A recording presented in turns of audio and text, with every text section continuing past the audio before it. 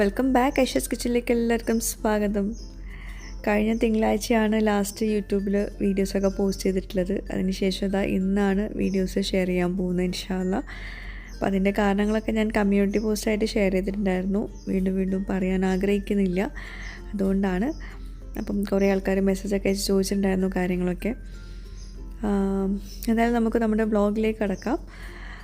കഴിഞ്ഞ ആഴ്ച എടുത്തു വെച്ചിട്ടുള്ള വീഡിയോസൊക്കെ ആട്ടോ ഇന്ന് ഷെയർ ചെയ്യുന്നത്. എന്തായാലും വീഡിയോ കണ്ടിട്ട് നിങ്ങളുടെ അഭിപ്രായങ്ങൾ താഴെ കമൻറ്റ് ബോക്സിൽ എഴുതി അറിയിക്കാൻ മറക്കരുത്. വീഡിയോ എന്തായാലും കണ്ടു നോക്കൂ കേട്ടോ. വീഡിയോ ഇഷ്ടമാവണമെങ്കിൽ ലൈക്ക് ചെയ്യാനും വിട്ടുപോകരുത് കേട്ടോ. അപ്പോൾ നമുക്ക് വ്ളോഗിലേക്ക് കിടക്കാം. മിക്ക ദിവസങ്ങളിലും രാവിലെ തന്നെ നേരത്തെ ബ്രേക്ക്ഫാസ്റ്റൊക്കെ റെഡിയായി നമ്മൾ നേരത്തെ കാലത്ത് തന്നെ കഴിക്കും. ഇന്നിപ്പം വീക്കെൻഡ് ആയതുകൊണ്ട് തന്നെ എല്ലാവരും നല്ല ഉറക്കത്തിലാണ്. റീനു പിന്നെ നിസ്കാരത്തിന് ശേഷം കിടന്നിട്ടില്ല. അവൾ പിന്നെ കുറേ ക്ലാസ് മിസ്സായതല്ലേ നമ്മൾ നാട്ടിലായ സമയത്ത്. അപ്പം അത്യാവശ്യം പഠിക്കാനൊക്കെ ഉണ്ട്. അപ്പോൾ ഇപ്പം ബിസിയാണ്, +1 ഒക്കെ അല്ലേ. അപ്പോൾ ഞാൻ ഇനി ബ്രേക്ക്ഫാസ്റ്റൊക്കെ ഉണ്ടാക്കണം. അതിനു മുമ്പ് നമ്മൾ തലേ ദിവസം രാത്രി ഡ്രൈ ആക്കാൻ വേണ്ടിയിട്ട് ഡ്രസ്സൊക്കെ ഇട്ടിട്ടുണ്ടായിരുന്നു. ഇവിടെ നല്ല ചൂടാണ്. അപ്പോൾ നമ്മൾ ആ രാവിലത്തെ ചൂടൊക്കെ കൊണ്ട് നമ്മളെ ഡ്രസ്സ് അതിൻ്റെ കളറ് മാറും. അപ്പം ഞാൻ രാത്രി അയലിട്ടിട്ട് രാവിലെ എടുക്കും. ആ ഒരു രാവിലത്തെ ചൂട് തട്ടിൻ്റെ ശേഷം എടുക്കും. പിന്നെ ഞാൻ പുറത്ത് വെക്കാറില്ല. പിന്നെ പൊടിയും വരുമല്ലോ ഡ്രസ്സിൽ. അപ്പോൾ അങ്ങനത്തെ പണികളൊക്കെ ഉണ്ടായിരുന്നു. റൂഹി എണീറ്റ് കഴിഞ്ഞാൽ അതൊന്നും നടക്കില്ല. പിന്നെ ഒന്ന് ചെറുതായിട്ടൊക്കെ ഒന്ന് ക്ലീനാക്കി. പിന്നെ തലേ ദിവസം എൻ്റെ അങ്കിളിൻ്റെ മോൻ വന്നിട്ടുണ്ടായിരുന്നു. അപ്പോൾ അവൻ കുറച്ച് ഫ്രൂട്ട്സ് കൊണ്ടുവന്നിട്ടുണ്ടായിരുന്നു. അപ്പോൾ അത് വെക്കാൻ സ്ഥലമില്ല. എന്നിട്ട് ഫ്രിഡ്ജ് ക്ലീനിങ് ആയിരുന്നു രാവിലെ തന്നെ പണി. കുറേ സാധനങ്ങൾ ഒഴിവാക്കാനുണ്ടായിരുന്നു, ഒന്ന് ക്ലീൻ ആക്കാനുണ്ടായിരുന്നു. അതിനുശേഷം ഈ മുട്ടയുടെ ആ ഒരു ട്രേയോട് കൂടിയിട്ടായിരുന്നു ഫ്രിഡ്ജിൽ വെച്ചിട്ടുണ്ടായിരുന്നത്. അതൊക്കെ ഒന്ന് റെഡിയാക്കി വെച്ചു. കുറച്ച് സ്പേസ് ഉണ്ടാക്കണമല്ലോ ഇതൊക്കെ വെക്കാൻ വേണ്ടിയിട്ട്. പിന്നെ എനിക്ക് വരുന്ന കുറച്ച് മെസ്സേജാണ്. എനിക്ക് ഈ ഒരു വ്ളോഗിൽ അത് പറയണമെന്ന് തോന്നി. അതായത് എങ്ങനെയാണ് നിങ്ങൾ ഇതിനൊക്കെയുള്ള ടൈം മാനേജ് ചെയ്യുന്നത്, അതിൻ്റെയൊക്കെ ഒരു വീഡിയോ ചെയ്യൂ. എങ്ങനെയാണ് വീട്ടിലെ കാര്യങ്ങൾ, മക്കളെ നോക്കുന്നത്, ഇക്കാൻ്റെ കാര്യങ്ങൾ, പിന്നെ ക്ലീനിങ്, കുക്കിങ്, വ്ളോഗ്, എഡിറ്റിങ്, ഇതെല്ലാം കൂടി ഒരുമിച്ച് നടത്തുന്നത് അതൊക്കെ പറഞ്ഞിട്ട് കുറേ മെയിനായിട്ട് പറയുന്നത് എങ്ങനെയാണ് അതൊക്കെ കൂടി മാനേജ് ചെയ്യുന്നതെന്നൊക്കെ പറഞ്ഞിട്ട് കുറേ അത് വീഡിയോ ചെയ്യാനൊക്കെ പറയുന്നുണ്ട്. അപ്പോൾ എനിക്ക് പറയാനുള്ളത്, നമ്മൾ വീഡിയോയിൽ കാണുന്നതല്ല നമ്മുടെ ലൈഫ്. അത് എനിക്ക് 99% ബ്ലോഗേഴ്സിൻ്റെയും ലൈഫ് വീഡിയോയിൽ കാണുന്നതല്ല. ഞാൻ ഫുൾ 100% പറയുന്നില്ല. അപ്പം എൻ്റെ സ്ഥിതി എന്താണെന്ന് വെച്ചിട്ടുണ്ടെങ്കിൽ, നമ്മൾ വീഡിയോ എടുക്കുന്ന സമയത്ത് മൊത്തത്തിലൊന്ന് ക്ലീനാക്കും. അല്ലാത്ത സമയത്ത് ക്ലീൻ ആക്കുന്നില്ല എന്നല്ല, പക്ഷേ വ്ളോഗ് എടുക്കുന്ന സമയത്ത് ഭയങ്കരമായിട്ട് ഡീപ്പായിട്ട് ക്ലീൻ ചെയ്യും. അല്ലാത്ത ദിവസങ്ങളിൽ കുറച്ചൊന്ന് നമുക്കും വേണ്ട ഒരു ഫ്രീ ടൈം. അപ്പോൾ അല്ലാണ്ട് എല്ലാ ദിവസവും നമ്മളിങ്ങനെ ഡെയിലി രാവിലെ മുതൽ വൈകുന്നേരം വരെ ഇതിനിങ്ങനെ ഓടി പുറകെ നടക്കുന്നതല്ല. ക്ലീനാക്കും, പക്ഷേ ഡീപ്പ് ക്ലീനിങ് വീഡിയോയിൽ കാണിക്കുമ്പോൾ കുറച്ച് നല്ല വൃത്തിയിൽ കാണിക്കണമല്ലോ. അപ്പോൾ അതുകൊണ്ട് നമ്മൾ അതിൻ്റേതായ രീതിയിൽ നടത്തും. അപ്പം ഇപ്പോൾ ഫ്രിഡ്ജിൻ്റെ കാര്യമാണെങ്കിലും ഫ്രിഡ്ജിൽ ഈ സാധനങ്ങളൊക്കെ വെക്കാനുള്ളതുകൊണ്ട് ഞാനൊന്ന് ഫ്രിഡ്ജിൽ ക്ലീനാക്കി. അല്ലെങ്കിൽ എല്ലാ വീടുകളിലെയും പോലെ ഫ്രിഡ്ജിൽ കവറും എല്ലാ സാധനങ്ങളും, പ്ലേറ്റും നമ്മളെ പാത്രങ്ങളും എല്ലാതും ഉണ്ടാകും. ഓക്കെ, അല്ലാണ്ട് എല്ലാ ദിവസവും ഇങ്ങനെ വൃത്തിയിൽ കൊണ്ടെടുക്കാനും മീൻസ് മാലിയുള്ള സമയത്ത് തന്നെ എനിക്ക് എന്താ പറയുക, അതായത് വീട്ടിൽ സഹായത്തിന് ആളുള്ള സമയത്ത് തന്നെ ഒന്നിനും സമയം ഉണ്ടായിരുന്നില്ല. അപ്പോൾ പിന്നെ ആളില്ലെങ്കിലുള്ള അവസ്ഥ ഒന്ന് ആലോചിച്ച് നോക്കൂ. അപ്പം ഒരിക്കലും നമ്മൾ ഈ വീഡിയോസിൽ കാണുന്നതല്ല ജീവിതം. അതിലുള്ള പോലെ നമ്മളിങ്ങനെ യാന്ത്രികമായിട്ട്, അല്ലെങ്കിൽ നമ്മൾ പാത്രങ്ങളുടെ കാര്യം തന്നെ എടുക്കാം.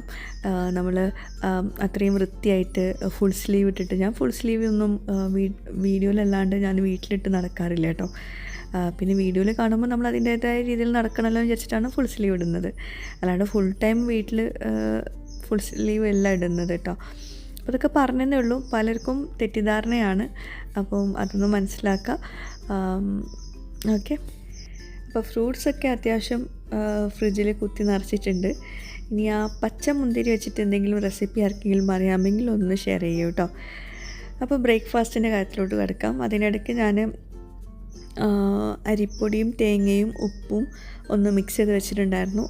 കുറഞ്ഞ ഇളം ചൂടുവെള്ളം വെച്ചിട്ട് നന്നായിട്ട് കുഴച്ചെടുത്തിട്ടുണ്ടായിരുന്നു. തേങ്ങാപ്പത്തിരിയാണ് ഉണ്ടാക്കുന്നത്, അല്ലെങ്കിൽ ഇലയിൽ പരത്തി എന്നൊക്കെ പറയും. അപ്പോൾ നാട്ടിൽ പൊടിയൻ്റെ ഇലയില്ലേ, പൊടിയനില എന്നൊക്കെ പറയും. ആ ഇല വെച്ചിട്ടാണ് ഈ ഇലയിൽ പരത്തി ഉണ്ടാക്കുക, അല്ലെങ്കിൽ വാഴയിലയിൽ ചെയ്യും.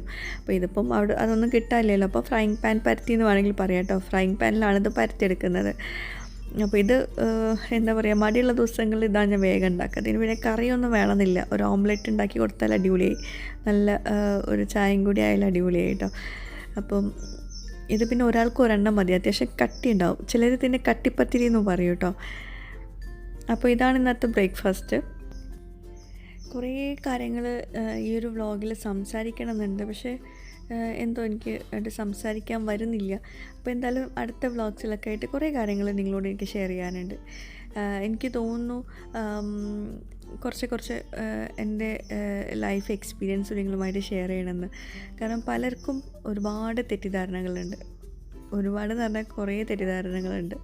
അപ്പം നമ്മളൊരിക്കലും, ഞാൻ വീണ്ടും പറയണം, നമ്മൾ യൂട്യൂബിലെ ലൈഫ് കണ്ടിട്ട് ഒരിക്കലും നിങ്ങൾ അതേപോലെ ആവണം, അല്ലെങ്കിൽ അത് ഭയങ്കര മനോഹരമാണെന്നൊന്നും വിചാരിക്കരുത്.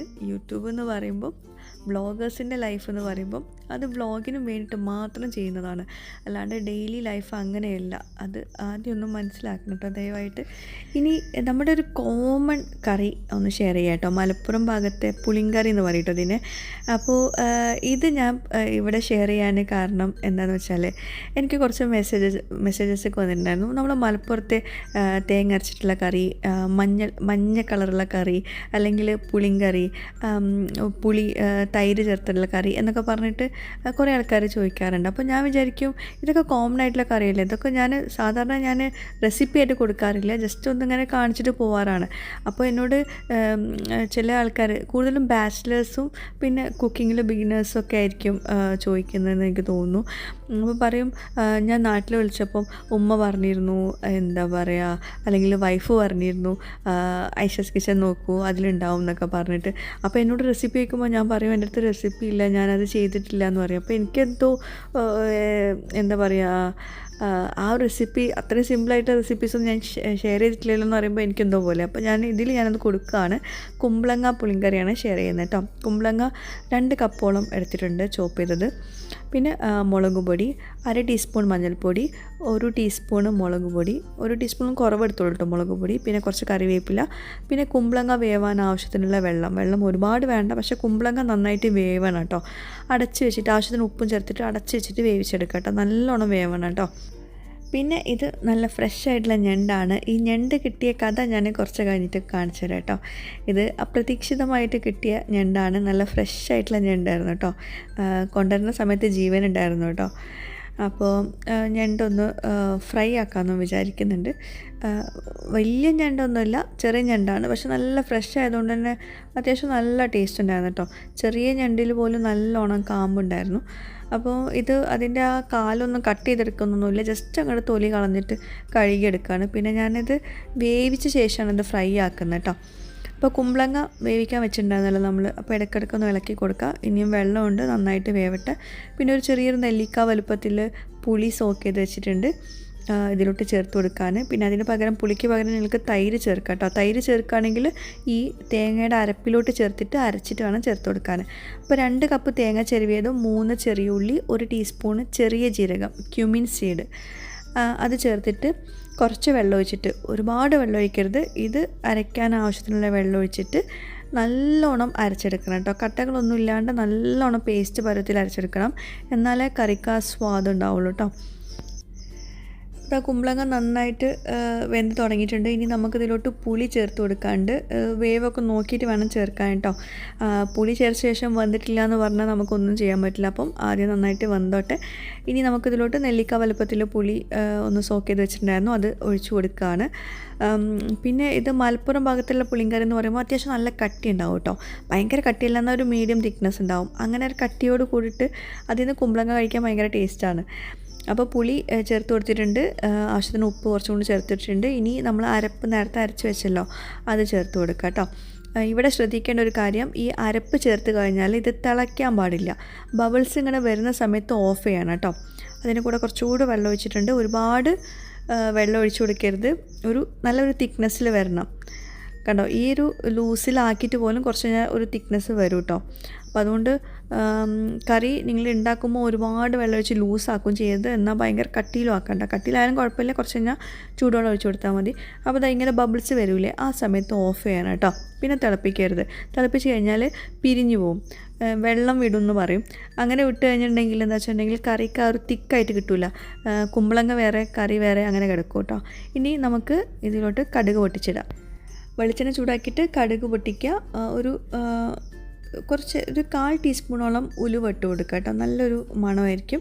പിന്നെ കുറച്ച് കറിവേപ്പില ഇട്ട് കൊടുക്കുക. പിന്നെ വറ്റൽമുളക് ഉണ്ടെങ്കിൽ അതും ഇട്ട് കൊടുത്തോളൂ. ഞാൻ പിന്നെ അത് യൂസ് ചെയ്യാറില്ല അധികമൊന്നും, അപ്പോൾ അതുകൊണ്ടാണ് ഇവിടെ ഇല്ല. കാണാൻ നല്ല മൊഞ്ചുണ്ടാവും. അപ്പോൾ ഇനി ഈ വറവിട്ടത് ഇതിൻ്റെ മുകളിലോട്ട് ഒഴിച്ചു കൊടുക്കുക, മിക്സ് ചെയ്ത് കൊടുക്കുക. അപ്പോൾ ഇത് നമ്മുടെ പുളിങ്കറി. ഇത് നമുക്ക് ഇപ്പം ഇന്ന് ഉണ്ടാക്കുവാണെങ്കിൽ നാളെ മീൻസ് അത് ഫ്രിഡ്ജിൽ വെക്കേണ്ട ആവശ്യമില്ല, പുറത്ത് വെച്ചാലും കേട് വരില്ല എന്നാണ്. നമ്മുടെ നാട്ടിലൊക്കെ ഇത് സ്പെഷ്യൽ ഒക്കേഷൻസിനൊക്കെ ഉണ്ടാക്കും. പ്രത്യേകിച്ച് പെരുന്നാൾ അല്ലെങ്കിൽ കല്യാണത്തിനൊക്കെ സാദാ ചോറ് കഴിക്കുന്നവർക്ക് പുളിങ്കറി ഉണ്ടാക്കി വെക്കാറുണ്ട് കേട്ടോ. അപ്പോൾ ഇത് കേട് വരില്ല എന്നാണ് പറഞ്ഞു വരുന്നത്. ഞാനങ്ങനെ എടുത്ത് വെച്ചിട്ടില്ല, അതുകൊണ്ട് എനിക്ക് അറിയില്ല. പക്ഷെ നാട്ടിലൊക്കെ എടുത്ത് വെക്കാറുണ്ട്. ഇങ്ങനെ ഉണ്ടാക്കിയിട്ട് ചൂടാറാൻ വെക്കാം. പിന്നെ അത് ഫ്രിഡ്ജിൽ വെക്കാറില്ല, പുറത്തുതന്നെ വെച്ചിട്ട് പിറ്റേ ദിവസം അതങ്ങനെ തന്നെ യൂസ് ചെയ്യാറുണ്ട്. ഇനി നമുക്ക് ഞണ്ട് നമ്മൾ ക്ലീൻ ആക്കിയില്ലേ, അതൊന്ന് കുറച്ച് വെള്ളം ഒഴിച്ചിട്ടൊന്ന് ചൂടാക്കിയെടുക്കാം. ഇത് ഏറ്റവും ബെസ്റ്റ്. നമ്മൾ ഞണ്ട് ഏത് റെസിപ്പി ആണെങ്കിലും ഇങ്ങനെ ചെയ്യുന്നതാണ് കേട്ടോ. ഞണ്ട് ചില സമയത്ത് നമ്മൾ കഴിച്ചു കഴിഞ്ഞാൽ ചിലപ്പോൾ നമുക്ക് വയറിന് അസ്വസ്ഥതയൊക്കെ വരാറുണ്ട്, പ്രത്യേകിച്ച് കുട്ടികൾക്ക് കൊടുക്കുമ്പോൾ. അപ്പോൾ ഇതുപോലെ നമ്മൾ ഒന്ന് തിളപ്പിച്ചിട്ട് ആ വെള്ളം ഡ്രെയിൻ ചെയ്ത് കളഞ്ഞിട്ട് ഒന്നങ്ങോട്ട് വേറെ വെള്ളത്തിലൊന്ന് കഴുകിയെടുത്തിട്ട് ഞണ്ട് എടുക്കുകയാണെങ്കിൽ നല്ലതാണ്, കുട്ടികൾക്ക് കൊടുക്കുമ്പോൾ നല്ലതാട്ടോ. പിന്നെ ഈ വീഡിയോ ഷൂട്ട് ചെയ്യാൻ വിട്ടുപോയതാട്ടോ. അതായത് ഞണ്ട് വേവിച്ചവിടെ മാറ്റി വെച്ചിട്ടുണ്ട്. ഇനി വെളിച്ചെണ്ണ ചൂടാക്കിയിട്ട് മുളക് പൊടി, മഞ്ഞൾപ്പൊടി, മല്ലിപ്പൊടി എല്ലാം കുറേശ്ശെ മതി, ഉപ്പ്, കറിവേപ്പില ആ വെളിച്ചെണ്ണയിലൊന്ന് വഴറ്റിയെടുത്ത ശേഷം ഈ ഞണ്ട് നമ്മൾ പുഴുങ്ങി വെച്ചില്ലേ അത് ഇതിലോട്ട് ഇട്ട് കൊടുക്കുക കേട്ടോ. അതായത് നമ്മളിപ്പോൾ ഞണ്ട് ഫ്രൈ ആണ് ഉണ്ടാക്കാൻ പോകുന്നത്. അപ്പോൾ ഇതിപ്പോൾ നിങ്ങൾ റോസ്റ്റൊക്കെ ഉണ്ടാക്കുകയാണെങ്കിൽ നമ്മൾ ഉള്ളിയൊക്കെ വാട്ടിയിട്ട് ഉണ്ടാക്കണം. ഇതിപ്പം നമ്മൾ ചോറിലേക്കൊക്കെ ഇത് മതിയല്ലോ. അപ്പോൾ ഇങ്ങനെ ഫ്രഷ് ഞണ്ട് കിട്ടുകയാണെങ്കിൽ ഇതാണ് ഏറ്റവും ബെസ്റ്റ്, എളുപ്പം ഇതാണ് കേട്ടോ. അപ്പോൾ ഈ മസാലയിലോട്ട് ഇട്ട് കൊടുത്തിട്ട് മസാല കുറച്ചുകൂടെ വേണം എന്നുള്ളവർക്ക് കുറച്ചുകൂടെ ചേർത്തിട്ട് നന്നായിട്ട് ചെറിയ ഫ്ലെയിമിൽ വഴറ്റിയെടുത്തിട്ട് മസാല വഴറ്റിയെടുത്തിട്ട് ഈ ഞണ്ടിട്ടിട്ട് എല്ലാം കൂടി മിക്സ് ചെയ്തെടുത്താൽ മതി കേട്ടോ. അപ്പോൾ എന്താ വെച്ചാൽ ഞണ്ട് ഫ്രൈ ആക്കിയ പോലെ ഉണ്ടാവും, നമുക്ക് എന്നാൽ ഒരു ബുദ്ധിമുട്ടില്ല. നമ്മൾ ഇപ്പോൾ ഞണ്ട് പുഴുങ്ങിയെടുത്ത് ചൂടാറി അത് മാരിനേറ്റ് ചെയ്ത് എന്നിട്ട് പിന്നെ ഫ്രൈ ആക്കുക, അതിനെക്കാട്ടും നല്ലത് ഇങ്ങനെ ചെയ്യുന്നതായിരിക്കും, നല്ല മണമായിരിക്കും കേട്ടോ. അപ്പം ഇങ്ങനെ ഒന്ന് ട്രൈ ചെയ്ത് നോക്കൂ കേട്ടോ. പിന്നെ ഉപ്പേരിക്കായിട്ട് ക്യാബേജ് ഉണ്ടാക്കിയിട്ടുണ്ട്, പിന്നെ പപ്പടം പൊരിച്ചു, ഇതൊക്കെയായിരുന്നു കേട്ടോ. അങ്ങനെ കണ്ടിന്യൂസ് ആയിട്ട് വ്ളോഗ് എടുക്കാൻ പറ്റുന്നില്ല, എന്താണെന്നറിയില്ല. പണ്ടത്തെ പോലെ അങ്ങനെ ഒരു മടിയാണ് കൂടുതലും പറയുകയാണെങ്കിൽ. പിന്നെ തിരക്ക് നേരെ ഇല്ലാത്ത ഇതൊക്കെ കൂടിയായിട്ടേ. ഈ കറി ഭയങ്കര ഇഷ്ടമാണ് റൂയിമോൾക്ക് കേട്ടോ, അതിന്ന് കുമ്പളങ്ങ കഴിക്കാനൊക്കെ ഭയങ്കര ഇഷ്ടമാണ്. അങ്ങനെ നമ്മുടെ കുമ്പളങ്ങ പുളിങ്കറി എല്ലാവരും ട്രൈ ചെയ്ത് നോക്കാം കേട്ടോ. ഈത്തപ്പഴത്തിൻ്റെ അച്ചാറാണത്. ശരിക്കും ഇതുപോലത്തെ പുളിങ്കറീൻ്റെ കൂടെ ബീഫ് വരട്ടിയത് അല്ലെങ്കിൽ മട്ടൻ വരട്ടിയത് അതൊക്കെയാണ് ബെസ്റ്റ് കോമ്പിനേഷന്. നമ്മൾ കല്യാണ വീട്ടിലോ അല്ലെങ്കിൽ പെരുന്നാൾക്കൊക്കെ നമ്മൾ ഉണ്ടാക്കുന്നത് പുളിങ്കറി, പപ്പടം, ബീഫ് വരട്ടിയത്, ക്യാബേജ് ഉപ്പേരി അങ്ങനെ ആയിരിക്കുമല്ലോ. അതിലിപ്പം ബീഫും മട്ടനൊന്നും കിട്ടിയില്ല, അപ്പം ഞണ്ട് വെച്ചിട്ട് അഡ്ജസ്റ്റ് ചെയ്തു കേട്ടോ. പിന്നെ നമ്മുടെ ഫാമിലിയിൽ പുതിയ മെമ്പേഴ്സ് വന്ന കഥയും അതുപോലെ ഞണ്ട് കിട്ടിയ കഥയൊക്കെ അറിയണ്ടേ. അപ്പോൾ ഞങ്ങൾ ഒരു ദിവസം ഫിഷ് മാർക്കറ്റിലോട്ട് വന്നതാണ് ഉമ്മൽക്കുയിന്. മീനും വാങ്ങിക്കാനുണ്ട്. അതുപോലെ തന്നെ റോസ് കുറേ നാളായിട്ട് ഇങ്ങനെ പറയുന്നുണ്ടായിരുന്നു അവൾക്ക് എന്തെങ്കിലും പെറ്റ്സിനെ വേണമെന്ന്. അപ്പോൾ ഞങ്ങൾക്കിവിടെ ലവ് ബേർഡ്സ് ഉണ്ടായിരുന്നു മുമ്പ്.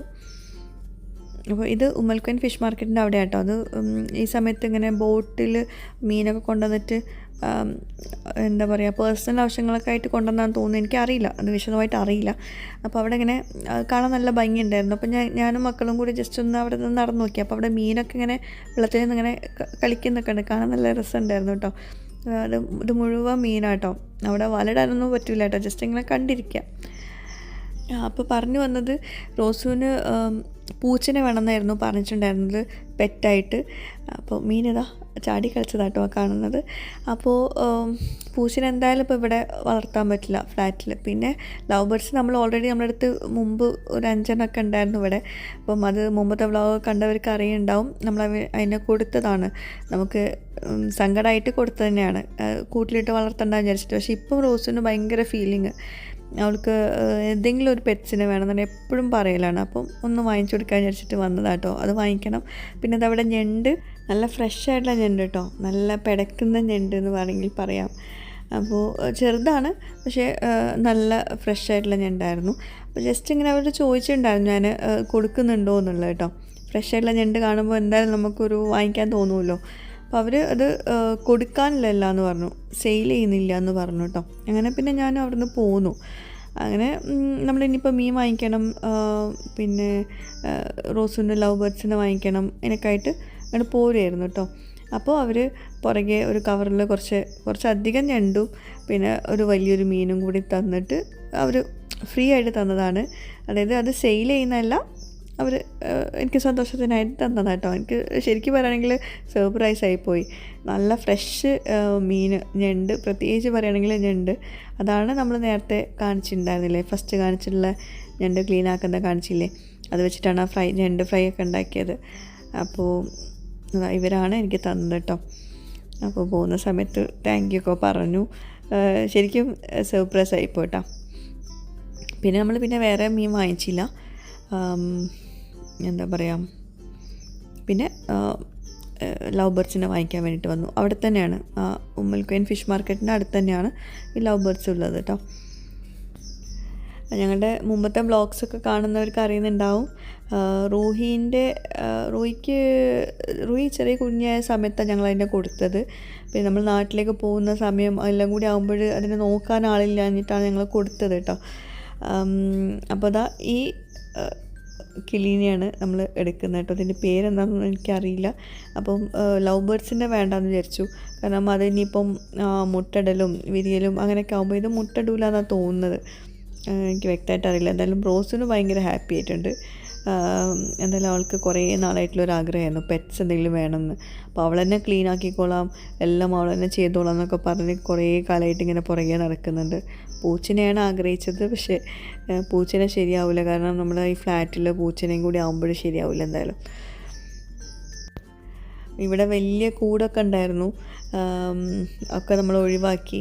മറ്റേ ലവ് ബേർഡ്സിനെ ഒഴിവാക്കിയതിന് കൂടെ ഇതൊന്നും ഒഴിവാക്കിയതായിരുന്നു. ലവ് ബേർഡ്സിന് നമ്മൾ വേറൊരു സ്ഥലത്ത് പറത്തി വിട്ടതാട്ടോ, അല്ലാണ്ട് നമ്മൾ കൊടുത്തൊഴിവാക്കിയതല്ല.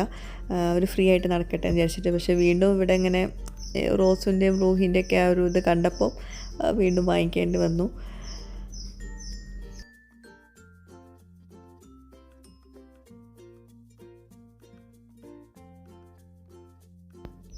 പണ്ടിതുപോലെ ലവ് ബേർഡ്സിനെ വാങ്ങിച്ച സമയത്ത് ആദ്യം നമ്മൾ ഇങ്ങനത്തെ ഒരു സ്റ്റാൻഡിലായിരുന്നു വെച്ചിട്ടുണ്ടായിരുന്നത് കേട്ടോ. അപ്പം ആ സ്റ്റാൻഡൊന്ന് പൊടി തട്ടി എടുത്തതാണ്, അവിടെ ഞാനത് മാറ്റി വെച്ചതായിരുന്നു കേട്ടോ. അപ്പം അതിപ്പോൾ ഉപകാരത്തിൽപ്പെട്ടു, അതിൻ്റെ മുകളിലാണ് ഇപ്പോൾ ഇത് വെക്കുന്നത്. അതിന് പേരൊക്കെ ഇട്ടിട്ടുണ്ട് കേട്ടോ, നിക്കോ ചെറി. പെൺകിളീൻ്റെ പേര് ചെറിയെന്നും ആൺകിളീൻ്റെ പേര് നിക്കോ എന്നും കേട്ടോ.